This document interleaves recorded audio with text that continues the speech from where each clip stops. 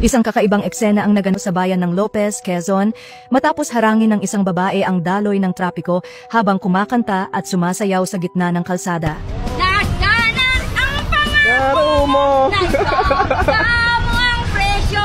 Ngayon'y nag-trip-trip-trip na kami ay paan na! Ayon sa mga saksi, tila wala sa tamang pag-iisip ang babae ngunit malinaw ang dahilan ng kanyang kilos.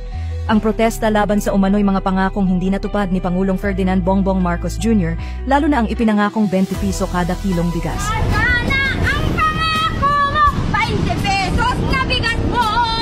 Itawin mo muna doon! Natang na lang! Wala nga. Saan pa aabot? Sa halip na karaniwang pagsisigaw, gamit ng babae ang kanyang sariling paraan ng pagpapahayag, ang pag-awit at pagsasayaw, habang paulit-ulit na sinasambit ang kanyang hinanakit. Dating galunggong na mura, ngayon 350 na!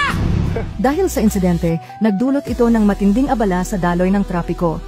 Ilang minuto ring naipit ang mga sasakyan, habang ang iba naman ay napilitang bumaba upang panoorin ang kanyang protesta. Sa kabila ng viral na insidente, tila marami ang nakisimpatya sa publiko na nagsasabing ramdam rin nila ang hinaing na isinambit ng babae. BBM, sinong di mawiwili sa pangako mong murang-murang Bahala ka dyan!